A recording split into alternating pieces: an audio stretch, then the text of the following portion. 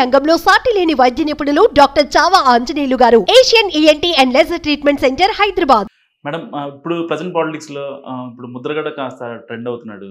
ఎందుకంటే భీమవరం నుంచి పవన్ కి ఎదురుగా పోటీ చేస్తా అని చెప్పి కొన్ని రోజులు అవుతుంది. దీనిపై ఏమంటారు మీరు?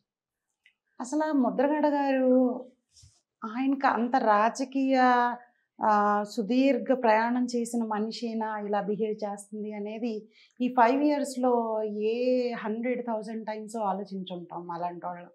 అంటే క్రెడిబిలిటీ లేకుండా ఆయన రోజు రోజుకి తన స్టాండ్ తనది తనే కాంట్రడిక్ట్ చేసుకుంటా స్టాండ్ మార్చుకుంటా చివరికి వచ్చి పవన్ కళ్యాణ్ గారితోనా అంటే నా ఫైటే కాపు వాళ్ళ కోసము, ఆ రిజర్వేషన్ కోసము, ఆ కులం కోసము అని చెప్పి ఆయన చివరికి వాళ్ళలో నుంచి ఒక నాయకుడినే ఎదగనీయకుండా వెళ్ళి నేనే పోటీ చేస్తాను నీ మీద. అసలు ఏమనుకొని చేస్తున్నారు ఇది?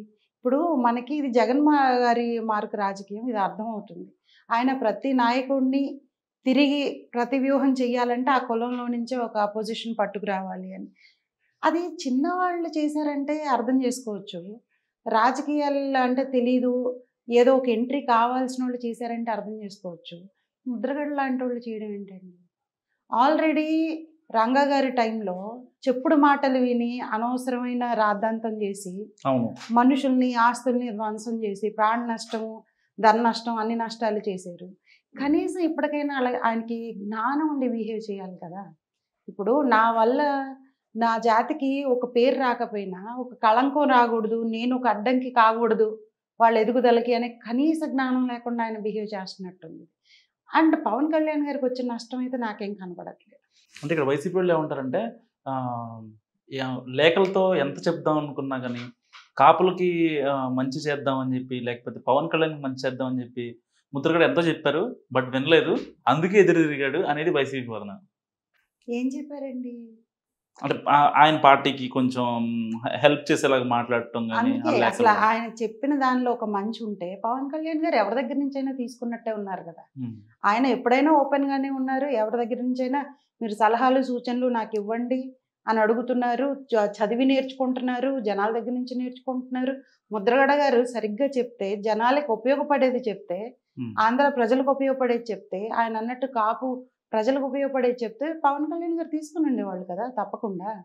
అదండి ఇదండి అని పనికి మాలిన కబుర్లు రాస్తే, లెటర్లు రాశాను అంటే లెటర్లు రాస్తే సరిపోతుందా? లెటర్స్ రాయడం అయితే అందరూ కూర్చొని రాసుకుంటారు కదా, ఎవరి కులం కోసం వాళ్ళు. సరిపోతుందా? కులాన్ని ఉద్ధరించేయచ్చా లెటర్స్తో? సో ఆయన నేను అన్నట్టు ఆయన ఒక పావు ఈ రాజకీయ చదరంగంలో. ఒక జగన్ గారు కానీ, వైఎస్ఆర్సీపీ పార్టీ కానీ, లేదా ఐపాక్ కానీ చేస్తున్న ఒక పద్మవ్యూహంలో ఆయన ఒక పావు, అంతకంటే పెద్ద విషయమే లేదు. ఆయన్ని వైసీపీ వాళ్ళు వెనకేసుకొని రావడంలో వింతే ఉంది, రాకపోతే వింత. ఎందుకంటే వాళ్ళే పంపిస్తున్నది, ఆయన వెనకుండి నడిపిస్తుంది, ఆయనకి ఇన్పుట్స్ ఇచ్చి కీ ఇచ్చి నడిపిస్తుంది వాళ్ళైతే వెనకేసుకొస్తారు. దాని నిజంగా ఇప్పుడు ఆయన ఒకవేళ వైసీపీ తరఫున భీమవరంలో పోటీ చేస్తే పవన్ కాపు అక్కడ ఎలా ఉంటుంది అంటారు? ఏమి జరగదు. ఆయనకి డిపాజిట్ కూడా రాదు. సింపుల్.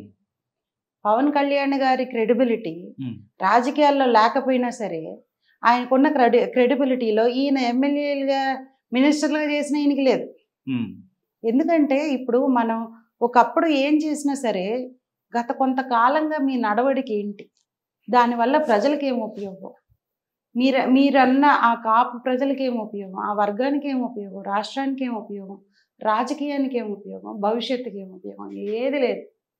అంటే తన మాటని మీద తనే నిలబడకపోవడం, అక్కడే ఆయన మీద క్రెడిబిలిటీ అనేది అసలు కంప్లీట్గా పోయింది. ఇప్పుడు వెళ్ళి మీరు అడగండి, వంగవీటి రంగా గారి టైంలో నువ్వు ఎందుకు గొడవలు చేసావంటే ఎవరో చెప్పారండి. ఏంటండి అది? ఎవరో చెప్తే చేస్తారా మీరు? అంత పెద్ద గొడవ ఆ రకంగా జనాలు భయపడిపోయేలాగా, ఒకళ్ళనొకళ్ళు చూసి నరికేసుకునేలాగా, కాల్ చేసుకునేలాగా రెచ్చగొట్టేస్తారా? సో అసలు ఆయన మీద ఆయన గురించి పవన్ కళ్యాణ్ గారు నాకు తెలిసి 1 second కూడా ఆలోచిస్తారు. ఎందుకంటే ఏదన్నా మంచి చెప్తే రోడ్డును పోయే మనిషిని గురించి కూడా మనం ఆలోచించచ్చు, ఇలాంటి వాళ్ళ గురించి. ముద్రగడ గారు లాస్ట్ లేఖలో ప్రస్తావించింది ఏంటంటే, నేను మీకు ఎన్నో విషయాలు చెప్దామని ట్రై చేశానండి, చాలా విషయాలు చెప్దామని ప్రయత్నించాను, బట్ మీరు నాకు ఆ సమయం ఇవ్వలేదు. ఒకవేళ మీ పార్టీ నుంచి ఒకవేళ నేను పోటీ చేస్తున్నాననే విషయం కూడా నాకు నా అవసరం ఉన్నా సరే నేను రాలేను అని చెప్పారు.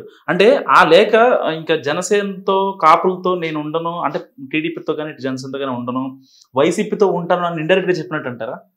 డైరెక్ట్గా ఎలాగో చేస్తున్నాడు. ఇప్పుడు ఇంకోసారి చెప్పారు, అంతకంటే ఏముంది.